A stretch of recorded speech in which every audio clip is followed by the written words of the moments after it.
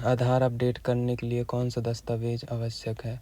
पहचान पत्र, प्रमाण, पता प्रमाण, दोनों, कोई ज़रूरी नहीं, दोनों। UIDAI द्वारा जारी VID का क्या अर्थ है? Virtual ID, voter ID, verified ID, village ID। Virtual ID।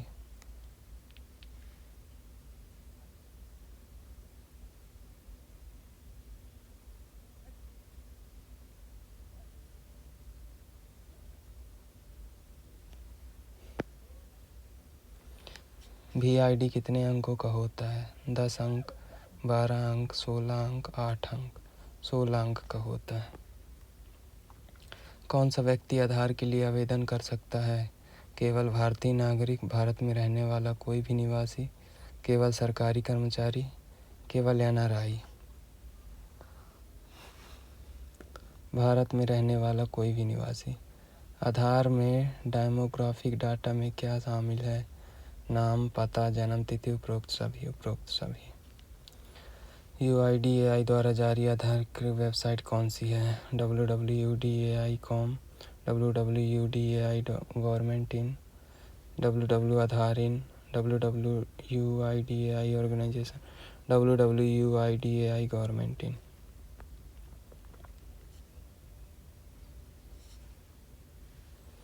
आधार नंबर को सुरक्षित रखने के लिए UIDAI कौन सी सुविधा देती है?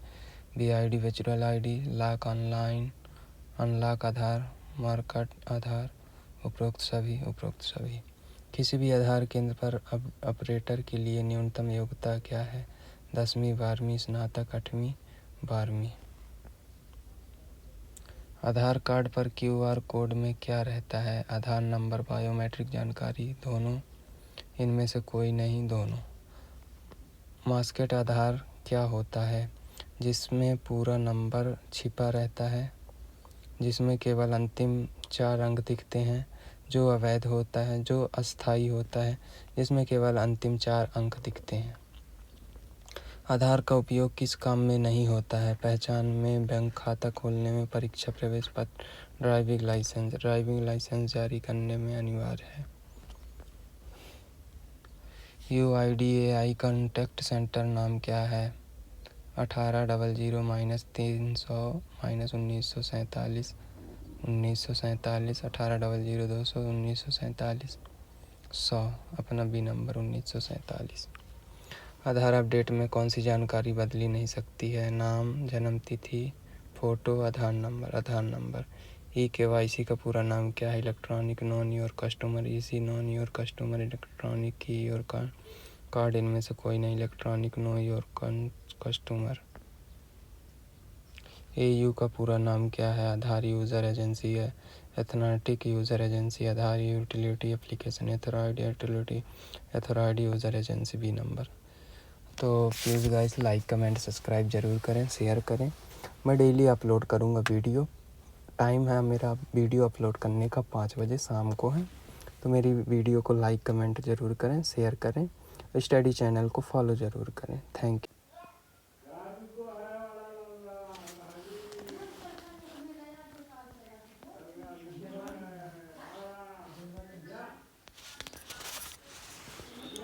गुड मॉर्निंग दोस्तों, स्टडी चैनल में आपका स्वागत है।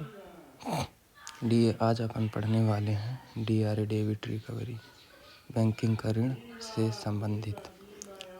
बैंक द्वारा दिए गए ऋण के वसूलने का कार्य किसके अंतर्गत आता है?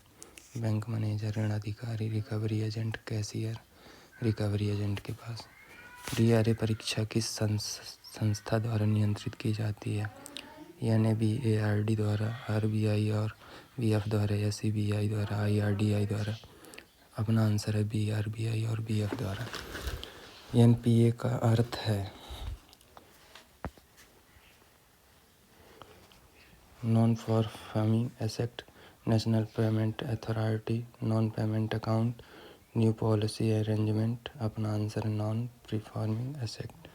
यदि किसी खाते में 90 दिन तक किस्त ब्याज जमा हो तो वह कहलाता है loss asset, standard asset, NPA, overdraft, NPA कहलाता है। आरबीआई के अनुसार किस ऋण के सब स्टैंडर्ड एसेट कहा जाता है?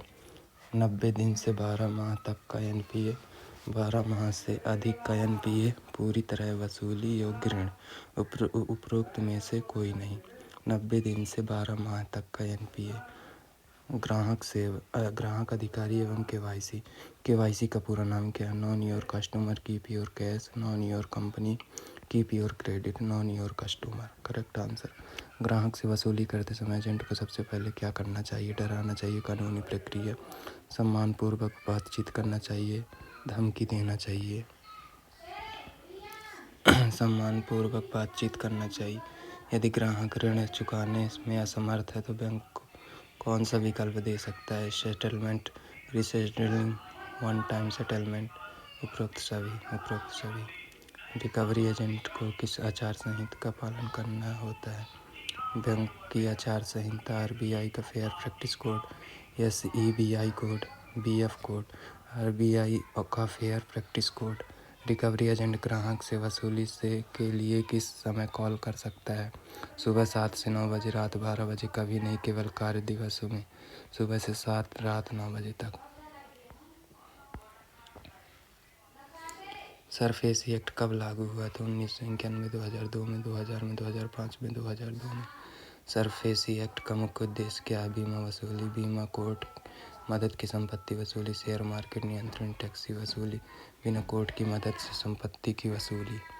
डीआरटी का पूरा नाम क्या है? Debit recovery tribunal, debit resource training, direct recovery trust, debit relief term, debit recovery tribunal. Bank ऋण वसूली के लिए किस अधिनियम का उपयोग करते हैं? सरफेसी एक्ट 2002, डीआरटी एक्ट 1993, दोनों, कोई नहीं, दोनों। चलते हैं नेक्स्ट क्वेश्चन की ओर। यदि रिकवरी एजेंट बदसुल्की करता है तो ग्राहक का शिकायत कर सकता है police station, bank, RBI, ombudsman. उपरोक्त सभी। डीआरए करण प्रणाली। रिकवरी एजेंट को किस संस्था से प्रमाण पत्र लेना होता है? RDAI, BF, NBARD, SEBI, BF. Recovery agent का मुख्य कार्य क्या है? बैंक प्रचार, ग्राहक से ऋण वसूली, बीमा बेचना, आरबीआई नियम, ग्राहक से वसूली। Correct answer. एजेंट ग्राहक से बातचीत करते समय किस उपयोग करें? ग्राहक की समझ में आने वाली भाषा, अंग्रेजी, हिंदी, क्षेत्रीय भाषा, ग्राहक को समझाने वाली भाषा। रिकवरी एजेंट की ट्रेनिंग कितने दिन की होती है? 50 घंटे 10 दिन, 100 घंटे 20 दिन, 25 घंटे 5 दिन, 200 घंटे 30 दिन, 50 घंटे 10 दिन। रिकवरी एजेंट का लाइसेंस कितने वर्ष के लिए वैध होता है? 2 वर्ष, 3 वर्ष, 5 वर्ष, आजीवन, 3 वर्ष। रिकवरी एजेंट को ग्राहक से मुलाकात किस समय करनी चाहिए? सुबह 7 से 9 बजे तक, केवल रविवार को, कभी नहीं, रात 10 बजे के बाद, सुबह 7 से शाम 7 बजे तक। डीआरए को ग्राहक का साथ व्यवहार करते समय कैसा होना चाहिए? धमकी भरा, शिष्ट और पेशेवर, अपमानजनक, गुस्से, शिष्ट, पेशेवर। रिकवरी एजेंट को किस प्रकार की पहचान साथ रखनी चाहिए? आधार कार्ड, बैंक द्वारा जारी card, voter ID, ration card, bank द्वारा जारी कार्ड।